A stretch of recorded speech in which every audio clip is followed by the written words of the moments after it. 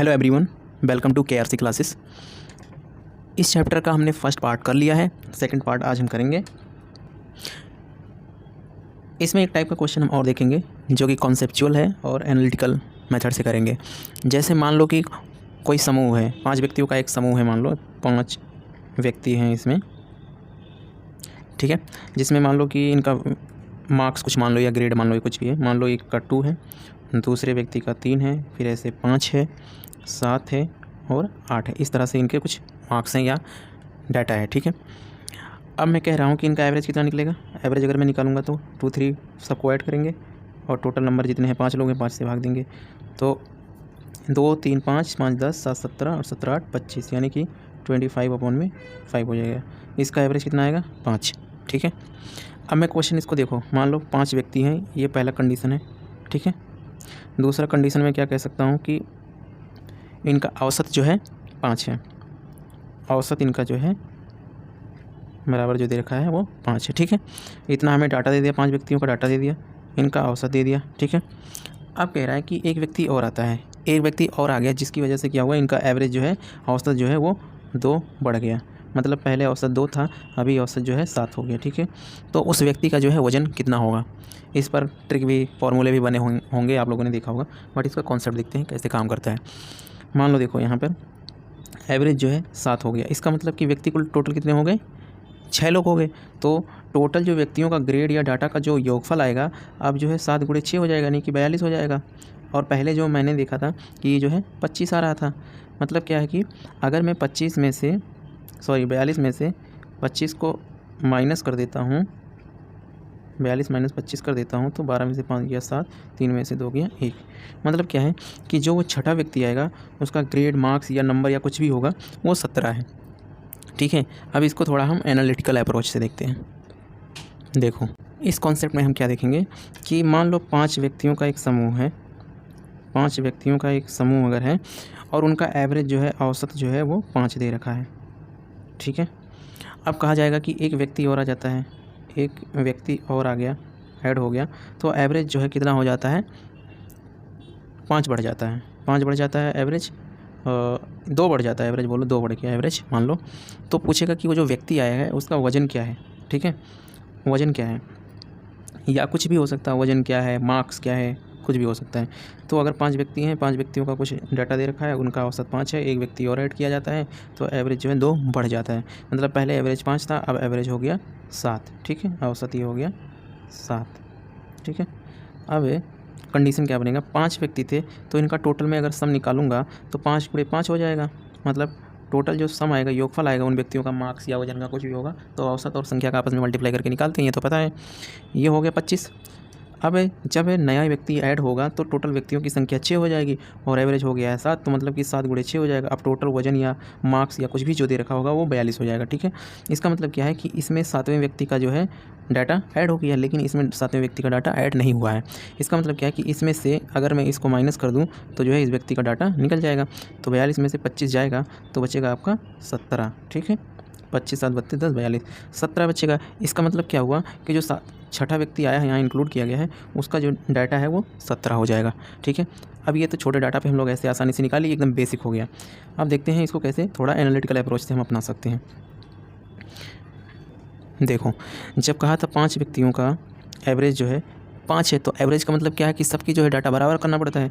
तो 5 रहा होगा एवरेज, तो इसका मतलब पहले वाले का भी 5 रहा होगा, दूसरे वाले का भी 5 रहा होगा, तीसरे व्यक्ति का भी 5 रहा होगा, चौथे व्यक्ति का भी 5 रहा होगा, 5वें व्यक्ति का 5 रहा होगा। तो कह रहा है कि जब छठा व्यक्ति इंक्लूड किया जाता है तो एवरेज 2 बढ़ जाता है। इसका मतलब क्या होगा कि सब में 2-2 ऐड करना पड़ेगा, इन सब में 2-2 ऐड करना पड़ेगा, तभी तो एवरेज जो है 5 से 7 आएगा। तो 2-2 में सब में ऐड करूँगा, ठीक है। अब जब मैंने 2-2 ऐड कर दिया इधर, तो छठा व्यक्ति जब इधर आएगा, छठा व्यक्ति जब आएगा तो उसका भी एवरेज में इंक्लूड होगा, तो इसका मतलब उसका भी डाटा इन्हीं के लोगों के बराबर होगा। तो मतलब क्या है कि 5 + 2 इसका भी होगा, मतलब यहाँ पे 7 होगा। और ये जो आया है, ये 2-2 जो सब में ऐड हो रहा है, इन 5 लोगों में ऐड हुआ है, तो ये जो आया होगा ये छठे व्यक्ति के डाटा से ही तो निकल करके सब में डिस्ट्रीब्यूट हुआ है। इसका मतलब क्या हुआ कि ये जो एवरेज बढ़ रहा था ये वही है, 2 बढ़ रहा है सब में, ठीक है। 5 लोगों में जो शुरू के व्यक्ति थे 5 लोगों में बटा है। इसका मतलब क्या है, ये बढ़ा हुआ एवरेज है, ये बढ़ा हुआ औसत है, ये बढ़ा हुआ औसत है। और एक चीज़ मैंने देखा कि यहाँ पर बढ़ेगा औसत तो 10, यानी कि टोटल क्वांटिटी कितना बढ़ रहा है, डाटा कितना बढ़ रहा है, 10 बढ़ रहा है, ठीक है। और यहाँ नीचे मैं देख रहा हूँ कि जो छठा व्यक्ति आएगा उसका इनके बेस जो होगा, पहले का जो एवरेज दे रखा था 5-5, वो तो एवरेज होगा ही होगा, प्लस जो बढ़ रहा है एवरेज 2 बढ़ा था तो इसको भी इंक्लूड करके हमने देखा तो टोटल ये आया 7, प्लस जो ये बढ़ रहा है ये भी बढ़ा हुआ एवरेज है। तो पहले 2 बढ़ा हुआ था तो 2 हमने कितने व्यक्तियों में बढ़ाया, 1 2 3 4 5 व्यक्तियों में हमने 2 बढ़ाया। इसका मतलब क्या है कि जो 5 व्यक्ति हैं, ओरिजिनल नंबर ऑफ पर्सन्स है वो हो गया 5 गुणे जो ये 2 है, ये बढ़ा हुआ एवरेज है। तो 5 गुणे 10 किया हमने, 10 ये, प्लस हमने क्या किया, 5 में हमने जो ये 5 है ये एवरेज है, पुराना एवरेज है, प्लस 2 हमने क्या ऐड किया, 7, यानी कि ये क्या हुआ, नया एवरेज हो गया 7, ये नया एवरेज ही तो बनेगा यहाँ पे 7। तो यानी कि पुराने व्यक्तियों की जो ओरिजिनल व्यक्ति थे प्लस बढ़ा हुआ एवरेज से मल्टीप्लाई करेंगे 10 हो जाएगा, और ये नया एवरेज, पहले एवरेज 5 था एवरेज, 2 बढ़ गया 7 हो गया, तो यानी कि 10 से 17। तो इन दोनों को जब ऐड कर देंगे तो नए व्यक्ति का 17 वजन यहाँ पे ऐसे निकल सकता है। जब ये बहुत बड़ा डाटा रहेगा तो उसके लिए, नहीं तो वो बेसिक वाला कॉन्सेप्ट तो आसानी से ही लग जाएगा। जो एवरेज दे रखा है, नंबर ऑफ पर्सन दे रखा है, उन दोनों को आपस में मल्टीप्लाई किया, फिर दूसरे कंडीशन वाला मल्टीप्लाई कर लिया, फिर दोनों को माइनस कर दिया, आंसर आ गया था। ये भी सही है, और ये थोड़ा एनालिटिकल है, ये भी दे सकते हैं। अब इसको स्टेटमेंट पर कैसे क्वेश्चन बन सकता है वो देखते हैं। देखिए, स्टेटमेंट पर अगर क्वेश्चन फ्रेम होगा तो ये कैसे फ्रेम हो सकता है। पहला स्टेटमेंट दे देगा 5 व्यक्तियों का औसत 5 है। दूसरा स्टेटमेंट दे एक व्यक्ति को शामिल करने पर, मतलब एक नया व्यक्ति, यहाँ पर लिख लीजिए, नया व्यक्ति शामिल करने पर औसत 2 बढ़ गया। तो आपको बताना है नए व्यक्ति का वजन क्या है।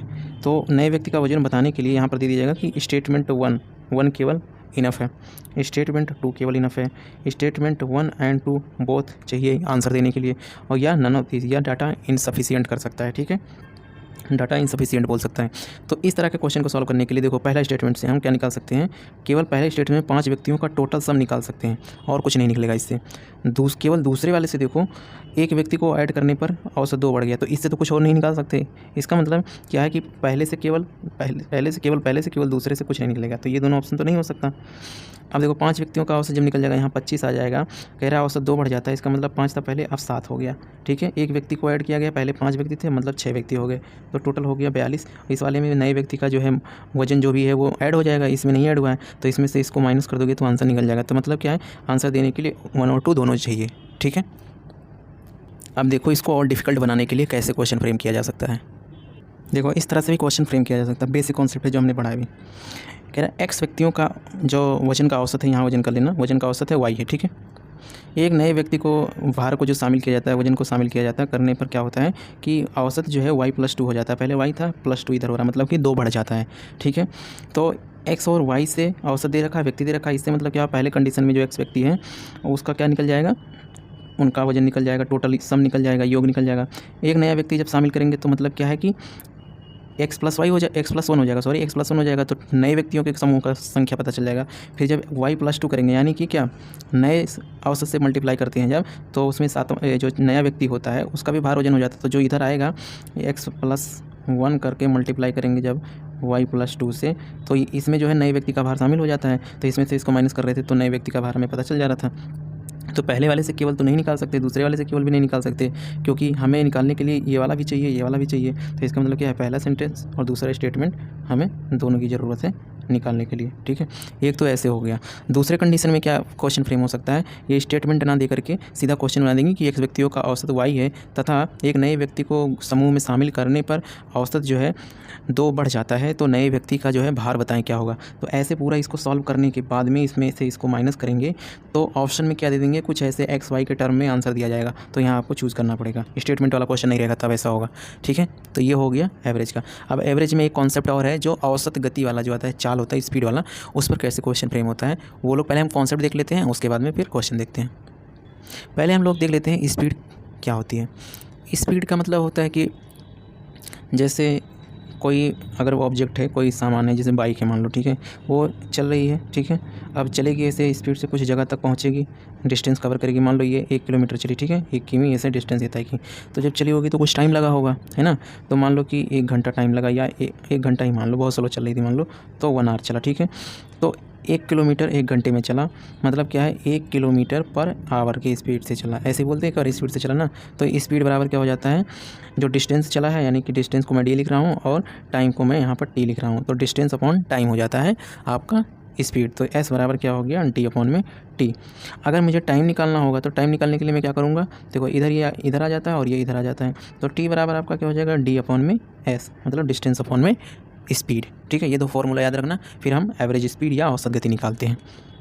एवरेज स्पीड या औसत गति वाले में क्या होता है, सेम वही होता है, बट उसमें एक चीज़ ध्यान देना होता है कि कुल डिस्टेंस, मैं तो मान लो इस एवरेज कब निकाला जाता है स्पीड का, वो देखो मान लो कि इधर से गया, ये जो ए था इधर गया, यहाँ तक मान लो अपने घर गया, स्कूल से घर गया, फिर स्कूल से घर आया। ठीक है, तो जब इधर से जा रहा था तो उसकी स्पीड जो मान लो साइकिल से गया, और जब घर से आया तो मान लो उसकी साइकिल ख़राब होगी, वो दोस्त की बाइक से आ गया, तो इधर से जब आएगा तो बाइक की स्पीड कुछ और होगी, तो ये ऐसे हो जाएगी। और स्कूल से लेकर के घर के बीच की जो उसकी डिस्टेंस है मान लो डी होगी। ठीक है, तो डिस्टेंस तो उसके घर और स्कूल की तो फिक्स ही होगी ना, केवल स्पीड ही वेरिएट हो रही है, मतलब स्पीड में भिन्नता आ रही है, डिस्टेंस तो वही रहेगी।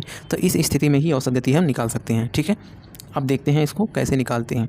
तो कुल दूरी जो चला होगा, ये इधर से गया होगा, इधर से आया होगा वापस, तो वो उसकी कुल दूरी हो जाती है। ठीक है, टोटल डिस्टेंस, ठीक है, अपॉन में कितना टाइम लगा है, कुल समय कितना लगा है। अब समय हम कैसे निकालते हैं, इस वाले फॉर्मूले से, तो यहाँ पर टोटल टाइम निकाल लेते हैं, ये हो जाता है आपका एवरेज स्पीड। ठीक, पहले हम लोग निकाल के देख लेते हैं, फिर उसके बाद में फार्मूला कैसे बना है वो देखते हैं। ठीक है, मान लो कुल डिस्टेंस होगा, जब ये यहाँ से इधर जाएगा, इधर की डिस्टेंस फिक्स डी है, तो एक बार इधर से जाएगा तो एक बार डी कवर करेगा, फिर इधर से वापस आएगा तो एक बार और डी कवर करेगा। इसका मतलब क्या हो गया, डी प्लस डी हो गया कुल डिस्टेंस। और कुल टाइम क्या होगा, पहले मान लो उसने डिस्टेंस चला डी, तो S1 स्पीड से गया होगा, तो ये टाइम हो जाएगा, टी का फॉर्मूला यही होता है। और एक बार फिर उसी दूरी को उसने कवर किया बाइक वाले S2 से, तो इन दोनों को जोड़ देंगे तो कुल टाइम पता चल जाएगा। ठीक है, तो मतलब क्या हो गया कि D1 upon S1 plus D1 upon S2। ठीक है, अब देखो ये D प्लस D मिल करके आपका हो जाएगा 2D, और ये S1 S2 का LCM लेंगे तो S1 डॉट S2 आ जाएगा। S1 S2 यहाँ हम ले लेंगे, LCM समझ लो इस तरह से हो जाएगा। ठीक है, इसमें भाग देंगे, जब S1 S2 में मल्टीप्लाई है इससे तो S2 बचेगा इधर, तो D में मल्टीप्लाई होगा तो इधर हो जाएगा D S1 प्लस S2 इधर कैंसिल आउट होगा इधर से, तो S1 बचेगा, तो इधर हो जाएगा D S, इधर देखो S1 कटेगा तो S2 बचेगा इधर। ठीक, इधर S1 हो जाएगा, देखो इसमें D और इसमें D कॉमन है, तो ये हो गया 2D अपॉन में D इधर कॉमन हो जाएगा, इधर हो जाएगा S2 प्लस S1 अपॉन में S1 डॉट S2। अब देखो ये वाला इधर ऊपर चला जाएगा तो इधर मल्टीप्लाई होगा S1 डॉट S2, और देखो ये D मल्टीप्लाई है, सब इधर भी मल्टीप्लाई है तो D कैंसिल आउट हो जाएगा, तो मतलब क्या बचेगा 2S1 S2 अपॉन में यहाँ पर S2 प्लस S1 है, तो आप इसको ऐसा भी कर सकते हो, चाहे S1 को S2 में ऐड करो, चाहे S2 को S1 में ऐड करो, बात एक ही हो जाता। तो थोड़ा अच्छे के लगने के लिए S1 प्लस S2 कर लेते हैं। ठीक है, इसको ऐसे ब्रैकेट में कर लेंगे, तो मतलब एवरेज स्पीड क्या हुआ, जब डिस्टेंस ऐसे दो अलग अलग डिस्टेंस, दो अलग अलग स्पीड से चल रहा होगा, तो दो अलग अलग स्पीड से चल रहा है, तो यहाँ 2 आएगा, ऐसे याद रखने के लिए मैं बता रहा हूँ। और इनको सब में मल्टीप्लाई कर दो S1 S2 में, और नीचे कर लो S1 प्लस S2 कर दो। जैसे हम लोग क्या करते हैं, आदमियों की संख्या टोटल हम लोग, जैसे 5 आदमी दिया रहता था, उनका एवरेज दिया रहता था, तो ऊपर मल्टीप्लाई करके टोटल निकालते थे, जितने व्यक्ति होते थे उनको हम नीचे लिखते थे, तो 5 व्यक्ति थे 5 लोगों से लिखते थे। ऐसे ही यहाँ पर ऐड कर लो, ऊपर वाले में मल्टीप्लाई, याद करने के लिए, इसमें कोई लॉजिक नहीं है, याद करने के लिए बस बता रहा हूँ मैं। ठीक, ऐसे ही जब 3 डिफरेंट स्पीड होंगी, जैसे मान लो कि S1 होगा और S2 होगा, S3 होगा, ऐसे 3 अलग अलग स्पीड से अगर कवर करेगा कोई जर्नी, मान लो कि यहाँ से चला S1 कवर किया यहाँ तक, फिर यहाँ से S2 कवर किया, फिर यहाँ से इधर गया S3 कवर किया, S3 से कवर किया, और डिस्टेंस सबका जो है यहाँ पर बराबर है, डी है। तो फिर क्या करेंगे हम, फिर ऊपर जो है 3 डिस्टेंस चला है इसने, 1 2 3। अभी एक चीज़ ध्यान रखना, अब क्या है, वो अपने घर से स्कूल जा रहा था, तो जा रहा था फिर वापस आ रहा था, तो एक कंडीशन वो था। दूसरा कंडीशन क्या है, मान लो वो अपने घर से निकला, किसी दोस्त के घर पे गया, फिर वहाँ से घर से निकला अपने दोस्त, वो दूसरे दोस्त के घर पे, या यहाँ से गया दूसरे दोस्त के घर पे गया, या ऐसे कुछ कह सकते हैं कि अपने घर से निकला और एक रेलवे स्टेशन था वहाँ रुका, फिर अगली बार एक अलग रेलवे स्टेशन पर रुका, और फिर अगली बार अलग स्टेशन रुका। तो बोलेगा कि जितना जो पहला स्टेशन है उसके घर से जितना दूर पर है, सारे स्टेशन भी उतनी ही दूर पर है। मतलब क्या हुआ कि इसके बीच के डिस्टेंस अगर डी है तो इसके बीच भी डिस्टेंस डी है, इसके भी डिस्टेंस डी है। ठीक है, तो ये ध्यान रखना। तो ये 3D हो गया, यहाँ से गया यहाँ पहुँच गया, अब आएगा या नहीं, अलग अलग स्पीड से चला, तो एवरेज निकालना है। तो देखो 3D हो गया टोटल डिस्टेंस, इस वाले का टाइम निकालना होगा तो D अपॉन में S1, इसका निकालना होगा तो D अपॉन में S2, और इसका निकालना होगा तो D अपॉन में S3। अब देखो S1 S2 S3, इन सब का LCM निकालेंगे। ठीक है, LCM निकालोगे तो आएगा S1 dot S2 dot S3, ऐसे करके आएगा। ठीक है, और फिर ऊपर जब इन सबको देखो यहाँ पर भाग देंगे बारी बारी से, तो S1 कट जाएगा, इधर बचेगा, D में मल्टीप्लाई होगा S2 S3 प्लस फिर ये S2 कटेगा इधर, तो S1 S3 बचेगा, S1 सॉरी इधर D लिखना पड़ेगा ना, S1 S3। ऐसे ही इधर भी ऐड करेंगे तो S3 कैंसिल हो जाएगा, S1 S2 बचेगा, यहाँ पर S1 S2 बचेगा इधर। तो पूरा फार्मूला क्या बनेगा इधर आकर के, फिर जैसे उधर 2D हो रहा था तो इधर भी 3D होगा, क्योंकि 3 बार ऐसे करके इधर आएगा, तो ये DD कैंसिल आउट हो जाएगा। और ऊपर क्या बचेगा आपका फाइनल फार्मूला, इसका क्या बन जाता है, जैसे उसमें 2D1 D2 था, वैसे ही इसमें 2S1 S2 था उसमें, इसमें 3S1 dot S2 dot S3 बन जाता है ऊपर। और नीचे वाले में क्या ध्यान रखेंगे, देखो पहले S1 डॉट S2 वाला रख लेंगे, फिर S2 डॉट S3 प्लस इधर S3 डॉट S1। इसको आगे पीछे किया गया ताकि ये आसानी से याद रहे। देखो यहाँ पर पहला वाला 1, दूसरा वाला 2, इधर 3। ठीक है, उसके बाद में फिर 2 से शुरू करेंगे, 2 3, अब बचा क्या एक वाला, तो इधर एक वाले से मल्टीप्लाई, ये ऐसे तीनों को याद रखना ये फार्मूला। ऊपर तो सिंपल है, 3S1 S2 S3 हो जाता है। और नीचे वाले में क्या है, पहले S1 से शुरू करो, S2 S3 से कैंसिल कर दो, फिर S1 से शुरू हुआ, फिर यहाँ S2 से मल्टीप्लाई करके S2 S3, 3 के बाद में कुछ नहीं है तो 1 कर दो। ठीक है, ये याद हो जाएगा, ये इसका हो गया। अब नेक्स्ट वीडियो में हम लोग थोड़ा जो है कुछ इसके प्रॉपर्टीज़ करेंगे, उसके बाद में कुछ PYQs भी हैंडल करेंगे।